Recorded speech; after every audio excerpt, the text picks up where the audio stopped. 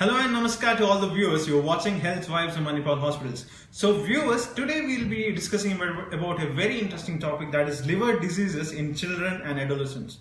So viewers, to answer to all your questions related to this topic, we have with us Dr. Srikanth. Welcome to the program, Doctor. Dr. Srikanth is a consultant pediatric gastroenterology working in Manipal Hospitals, Bangalore. So it's a great pleasure having you in this program, Doctor. Thank you. So, Doctor, moving towards the first question, that is, what are the major childhood liver diseases? Childhood liver diseases, there are many childhood liver diseases. So we can classify it as acute liver diseases, in which the child was absolutely fine previously and now develops a childhood liver disease. And also chronic liver disease, where a child is unwell because of the liver disease for a long time. So the major childhood liver disease, if it is acute, then in Indian subcontinent it is a viral infection. So we are well aware that hepatitis A, E and many other viral infections can cause liver disease in the season of dengue, during monsoon and pre-monsoon seasons. So dengue hepatitis is also one of the common infections. So by and large, so viral hepatitis is the most common acute liver disease in childhood age group. And at times we do see certain drug-induced liver disease presenting as an acute liver disease. So these are the acute liver diseases. And coming to the chronic liver disease, so there is a big number of liver diseases. So childhood is not a single age group. So it ranges from a small neonatal infant to older adolescent and an young adult. So the disease also varies. So if we go by this, like in a younger age group, we see a lot of inherited or genetic liver diseases. As we progress further, viral infections, and even of late we are seeing the surge of the habit-related liver disease, that is alcoholic or non-alcoholic fatty liver disease in children, which is on the rise because of the sedentary lifestyle and because of many reasons. Okay, Doctor, what are the risk factors for non-alcoholic fatty liver disease and non-alcoholic NASH in children? Before going to that, we should understand this is a spectrum. So you have mentioned that is non-alcoholic fatty liver disease are NAFLD in a short form, and NASH. These are the continuum of same disease. So NAFLD is we can call it as a milder variant, and NASH is a serious or a severe variant. Or when the NAFLD progresses, it becomes NASH. So coming to the causes, it is I can classify and say that there are three major causes. So one is intake of high calorie diet. So many of the diets contain high calorie based on the simple sugar. So the high calorie diet is one of the reason. Second thing is a sedentary lifestyle, that is lack of physical activity. These days the kids are burdened with their academic and educational performances, so they grow out of ground, so the physical activity is lessened. So these are the two main reasons why they have the non-alcoholic fatty liver disease. And third one is not so common, it is a genetic predisposition. A group of our specific family members or a specific cohort can have a genetic predisposition, and they can also develop non-alcoholic fatty liver disease. So these are the three most common causes for non-alcoholic fatty liver disease. Doctor, moving to the next question, that is, what are the signs and symptoms of liver disease in children?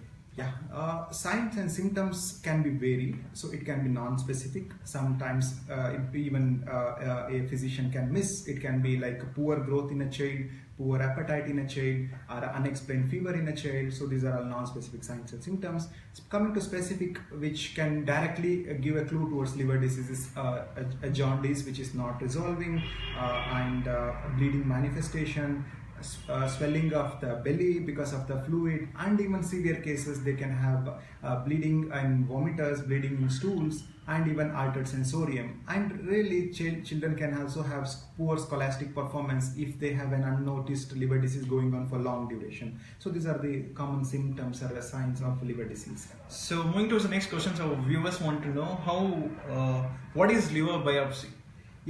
Liver biopsy is a simple test, very much useful in assessing the liver disease. Very much useful in liver disease. So here we take small piece of tissue from the liver, so through a needle, so which is examined under microscopy, which is magnified many times, thousands of times, to see what's happening inside the liver at the microscopic level. So this is, and we put various times and various tests are performed in that, so we get a clue towards the disease which the patient is or the child is suffering from. It's a simple tissue diagnosis for liver disease. Okay. So how do doctors treat, that means how do you treat pediatric NAFLD and NASH in children? Yeah. Pediatric NAFLD and NASH are, as I had mentioned earlier, they are the spectrum of same kind of metabolic derailment because of the dietary and sedentary lifestyle. So in the earlier stage, it is more or less change in the dietary habits and increase in the physical activity. So these are the two key things. So first thing is we have to cut down on the simple sugars or a high calorie diet that has to be in check. So children go on taking a lot of carbonated and high calorie sugared beverages and also the high calorie fried items. So that has to be cut down. A diet hygiene has to be maintained. And then the physical activity. The one important thing coming to physical activity is to have a pet game where the child is happy to go about it and practices it daily, and it is his habit rather than just some kind of tailor-made exercise. So gaming and dietary hygiene is very important. So for the benefit of all the viewers who have joined in live now, NAFLD is nothing but non-alcoholic fatty liver disease in children, and NASH is nothing but non-alcoholic steatohepatitis. So moving to the next question, that is, what is the relation between obesity in children and adolescent and NAFLD? Yeah. So obesity, NAFLD is nothing but accumulation of the fat in the liver. It is because of many reasons. So obesity is a fat accumulation in the body. So all these are end result of uninterrupted accumulation of the fat in the body because of the high calorie and reduced physical activity. So when the fat reaches the liver, so liver starts getting damaged. So there will be initially a fat accumulation in the liver. And the fat is really toxic to the liver. There are some good fat and bad fat. So when the bad fat accumulates in the liver, it is really toxic. It incites inflammation and starts the scarring process in the liver. So this is how the liver gets damaged in during the process of NAFLD. So obesity is one of the precursor for NAFLD, non-alcoholic fatty liver disease. When there is increased intake of calories, reduced physical activity, fat accumulates in the body, and that is drained into liver in a simpler terms, and this leads to fatty liver disease. Just a generic question, doctor. Like, how often do you see obese kids in your day-to-day? Yeah, this is very common. Very common. 2 or 3 decades ago, so undernutrition was one of the problem in pediatrics, at least in India. Now, because of the changes in the economic status and many other reasons, so we are more and more seeing obese children or overweight children who are at risk for fatty liver disease. It is increasing, and in the West, fatty liver disease is the #1 liver disease in children. Even though we have not reached that stage, but soon we are going to reach. The numbers are increasing. Yeah, numbers are increasing. Okay. So what do you suggest to all the parents? Like, so one is to have a strict diet, maintaining balanced calories. So that at times it would be difficult, but still we have to avoid very high calorie diet and very much fried items. So those things should be restricted. the parents will always have that feeling like my kid likes ice cream, so they feed lots of ice cream to them. Yeah. They like oily food, so they do. So parents should be stricter in terms of that. And there is also a misconception saying that if you don't eat when you're a child, then when will you eat? No, that is not the right conception. So it is definitely because most of the time we hear grannies telling like yeah, that is wrong. Maybe that is the reason why we are seeing more and more obese children. And obese is not a risk factor only for fatty liver disease. They can have increased blood pressure, they can have poor school performance, sleep problems, so many other. There is a big list of problems what we see in a kid who has obesity. So this dietary restriction and maintaining a good balanced diet, so we call it as a balanced diet, so this is very much important. And second thing is that recently there is a lot of pressure for a child to perform academically in the education, and the sports and physical activities going out of their schedule. So one should have a strict physical activity and gaming schedule, so that they are physically active, and a physically active and healthy child is better perform academically as compared to the otherwise child. Okay. So moving to the next question, that is, how is liver failure diagnosed in children? Yeah, liver failure. So liver is a very key organ in the body. So it does multiple functions. One is it synthesizes so many proteins for which is required for a normal maintenance of the human homeostasis daily, and also it detoxifies so many bad metabolically inactive or bad products which are produced. So when the liver fails, so these two things go hayway. So in the sense, so one of the key things what we test for liver failure is we do clotting factor assay. So in medical terms we call it as INR, so that if that is abnormal we label, so that is one of the criteria. And liver detoxifies so many components, so if that accumulates in the body, so there will be changes, there will be mental changes as well. The scholastic performance may go down, or acutely they may in the altered sensorium. So these are the clinical clues based on which we make diagnosis of liver disease. And obviously child may have other features of liver disease like jaundice or swelling in the body. So based on all these criteria we put together and make a diagnosis of liver disease. Okay. So what are the treatment options for liver failure in children? Yeah, treatment, when the liver fails, even other organs of the body will also fail. Like kidney may fail, there may be respiratory or lungs may fail, cardiovascular system may fail. So one thing is child may require intensive care management or admission into an ICU to maintain the normal homeostasis. So we may have to have a ventilatory support, we may have to have a cardiovascular support, and many kind of support. So it is mainly a supportive care in a well organized ICU. So this is a general measure. So then we look for a specific cause for the liver failure. If it is a drug induced liver failure, we may have to have a specific therapy, and based on the reason for liver failure we specifically tailor-made the treatment options, and then we initiate the treatment. And very rarely, if the liver failure doesn't improve, or if it is very severe, and if it is at inference that it may not improve with this supportive care, we may even have to think of liver transplantation in this situation.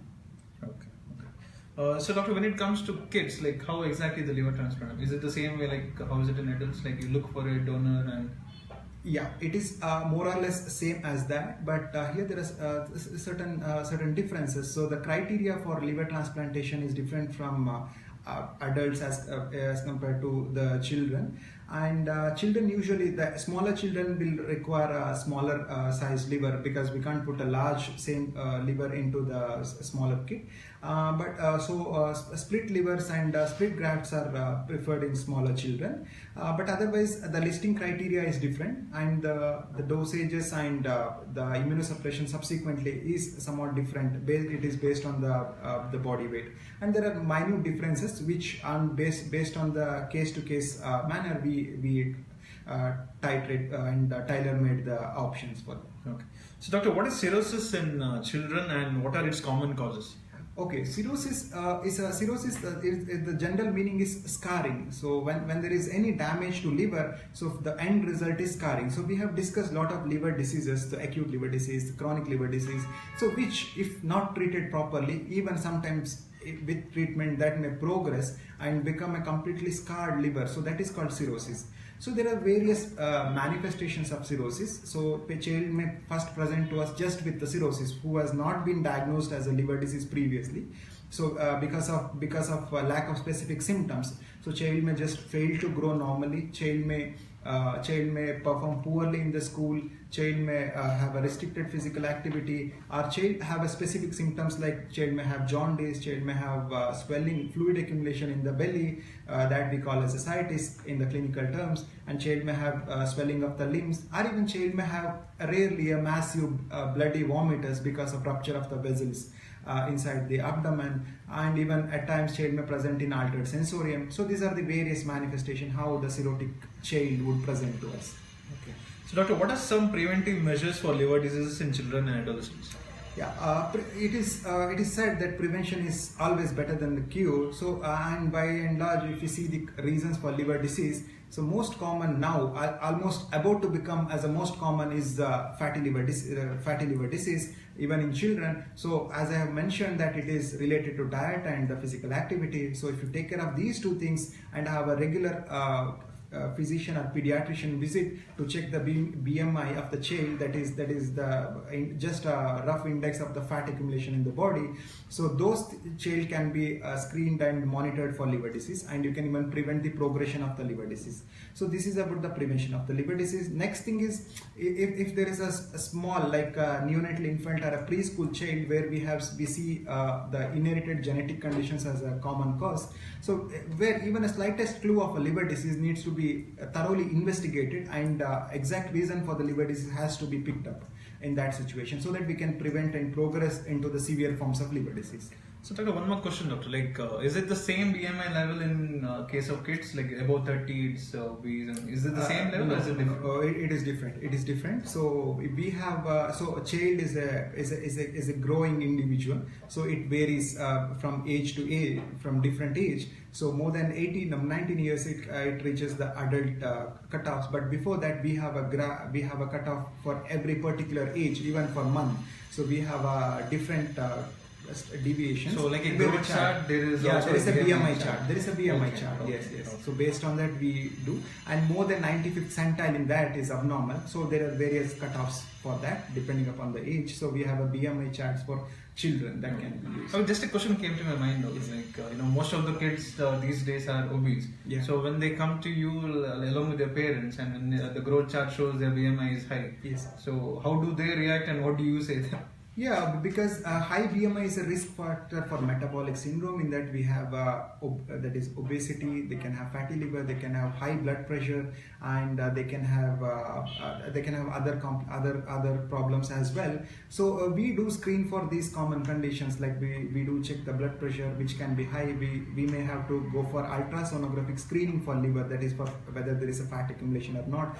If it is there, we may have to draw a simple blood test to check whether there is any damage in the liver. So based on that, so we try to counsel the parents regarding all these problems, and we try to give advice regarding the reasons for this obesity or a high BMI, and the reasons and the ways by which they can bring it down. So that will be discussed in detail.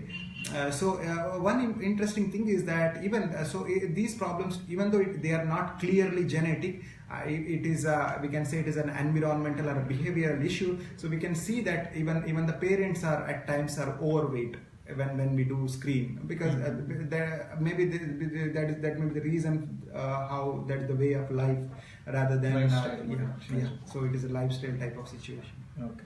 So, Doctor, the next question is, what is viral hepatitis and how is it diagnosed and treated? Okay, so viral hepatitis. So hepatitis indicates there is a damage.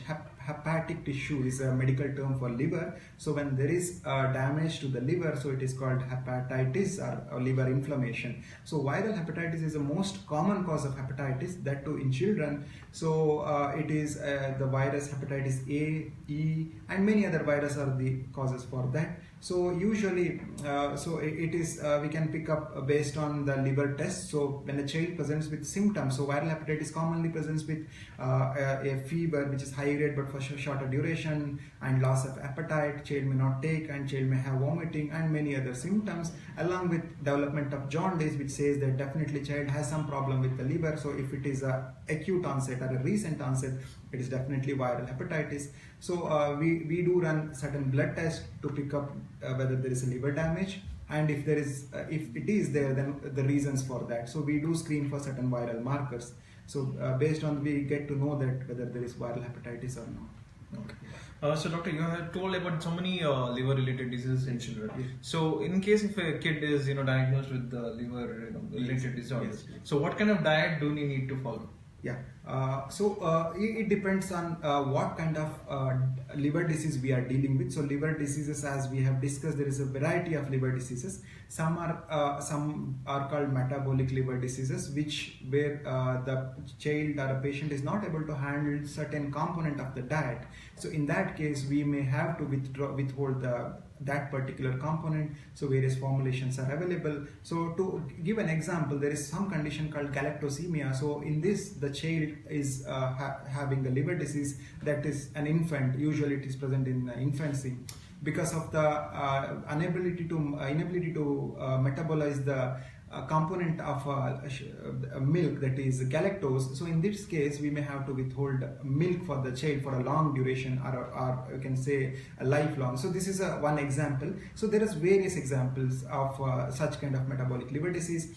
So Wilson disease is one kind of liver disease where the child may not be able to handle high copper. It is disease because of the copper toxicity. So we may have to decrease the copper intake. So certain foods which have high copper intake should be altogether limited or restricted depending upon the clinical situation. But otherwise, there is no specific one-stop dietary solution for that. It has to be tailor-made to the disease of the child. But if it is a fatty liver disease, then we may have to restrict the high calorie diet, and it needs intense counseling with the parents, taking a detailed dietary history and the amount of calories the child is getting and amount which he should actually receive. So it has to be made. And even in a severely advanced liver disease, when there is fluid accumulation in the body, we may have to restrict salt. That is in case of advanced liver disease, not otherwise routinely. So it has to be tailor-made depending upon the liver disease seen in the child. Okay. So moving to the final question, doctor, what are the common myths related to liver disease in children? Yeah.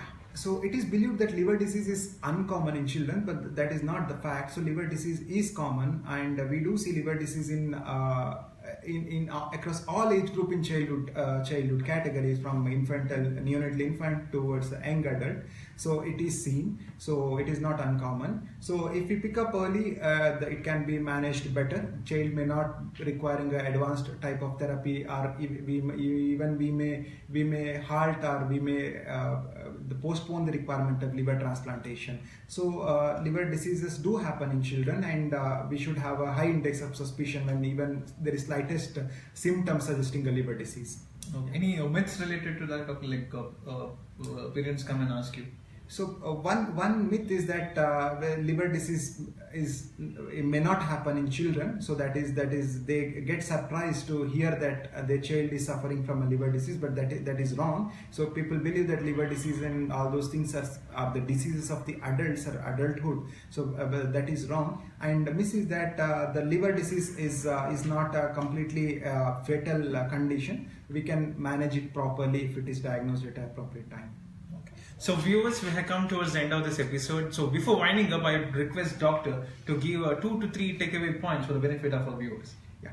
So liver diseases, there are various liver diseases in children. So in a small neonatal infant, it is inherited or genetic liver diseases are common. So as we move across the age, so we see fatty liver disease, which is predominantly a lifestyle disease. So if there is a healthy child and he is growing obese over years, one should have a check on that. So dietary habit and strict physical activity is important. And even if there is a slightest indication for liver disease, that needs to be thoroughly investigated, both with a simple blood test, and at times you may require a liver biopsy of the child, which is really and clearly safe. So there should not be any fear regarding undergoing a liver biopsy test or any invasive test to diagnose the liver disease.